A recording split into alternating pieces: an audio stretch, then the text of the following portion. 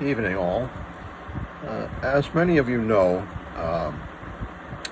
the stories of H.P. Lovecraft, who is one of America's greatest horror writers and the de facto creator of modern cosmic horror, although he did have predecessors, but it's very difficult to adapt his works into cinema because they're so cerebral and they shine on the written page, but they very frequently fail on the silver screen, simply because his stuff is so intellectual, and it's difficult to adapt such works faithfully and have them come across. Now, it has been done a couple of times. There are a couple of really good movies out there. I'm going to say something, and I know some people are going to be upset about this. One of them is not Reanimator. Reanimator is not a faithful Lovecraft story. I'm not saying it's not a good movie, because it is a good movie, but it's not a faithful adaptation of Lovecraft's story, H.P. Herbert West Reanimator. It's just not.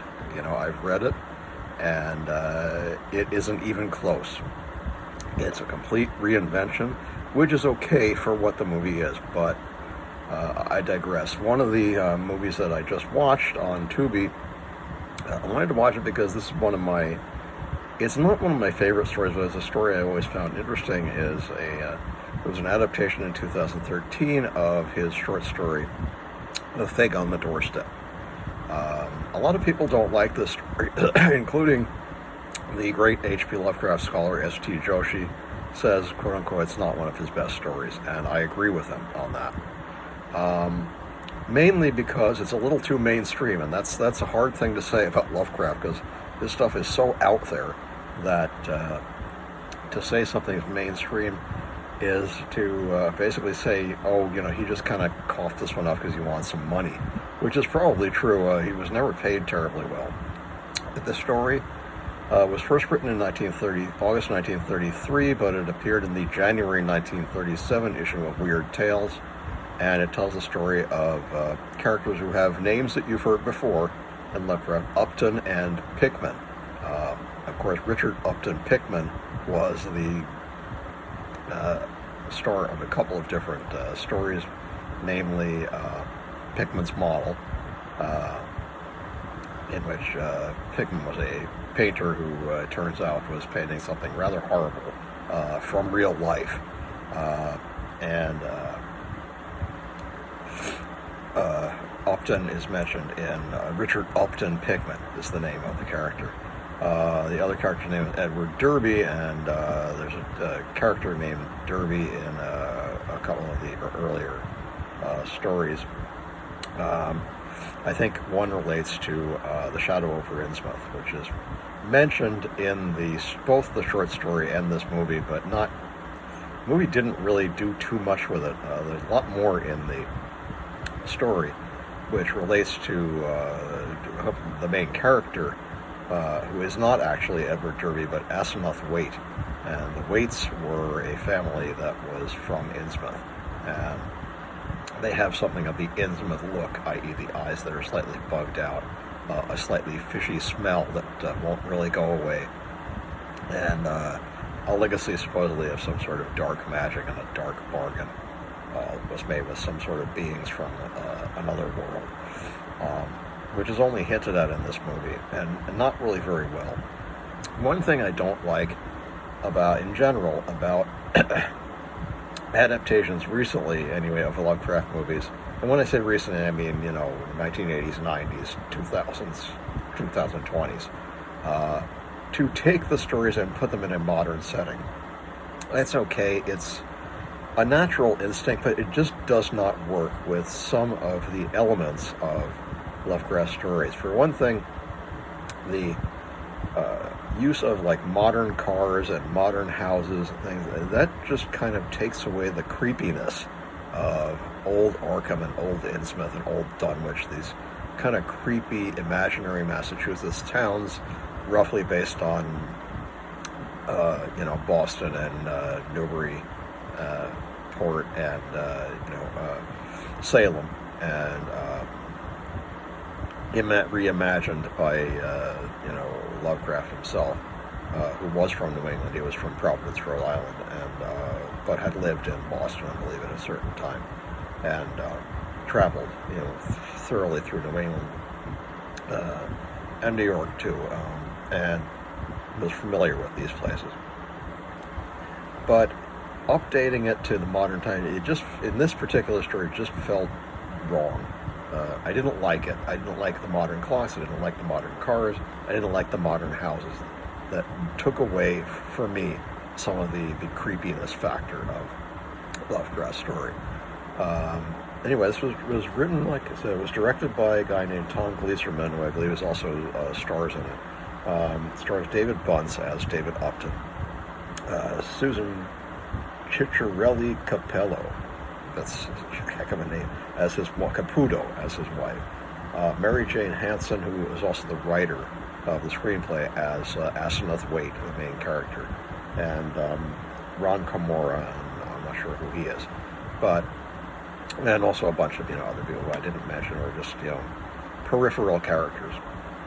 The main story is pretty much the same. It's about a rather strange friendship between a slightly older man, David Upton, and his younger, rather eccentric poet friend,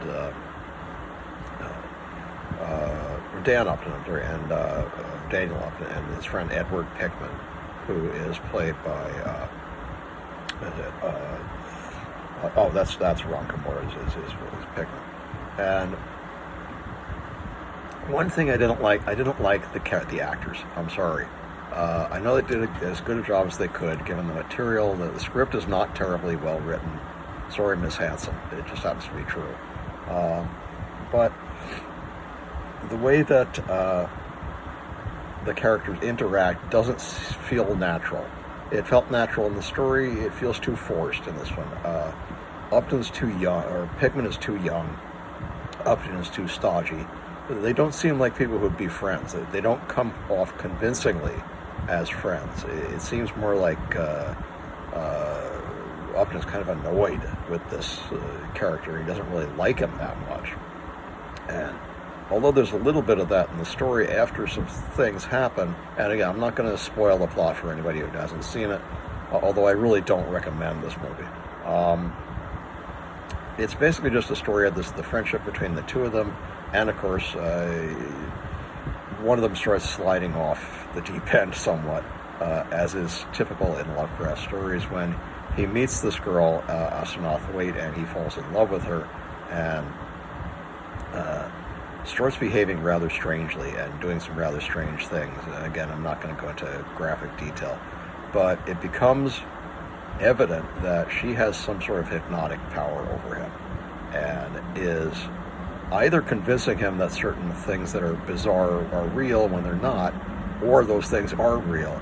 And one of the frightening aspects of it is that there's a possibility that she has the actual ability to swap minds and bodies with him, that she can force herself into his body and him into hers, and that plays upon the ending, which again I'm not going to spoil, but is rather shocking, and implies that even her elderly father may not have actually died. It may have, the person who is in Asenath's body may not be Asenath. It may be her long dead father, who somehow did this same trick through the use of certain spells, and of course the Necronomicon, which is the grimoire that Lovecraft created, and written by the mad Arab Abdul al-Hazred. That's a play on Lovecraft's ancient family name Hazard. Part of his family were named the Hazard, so he took it and Arabicized it, that word, made it al-Hazred. But by reading that passage in the Necronomicon, she gained this power to, well, originally the father gained the power to swap his mind and body with someone else, and has been allegedly doing it ever since, and so Asenath may not actually be Asenath. and in the end, Pickman may not be Pickman. So there's some interesting things about that. Again, in the story, they're well done. Although it's not his best story, it's still a good story. I mean, it still should be included in a best of, and in fact, I have a best of that has it. But this particular adaptation for 2013, I thought was a little glib. As I said, placing it in the modern era took me out of the story too much.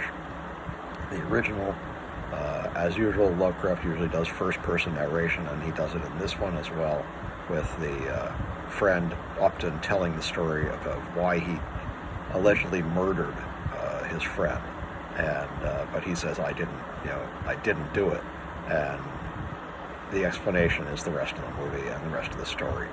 I would give this a grade C as far as Lovecraft adaptations go.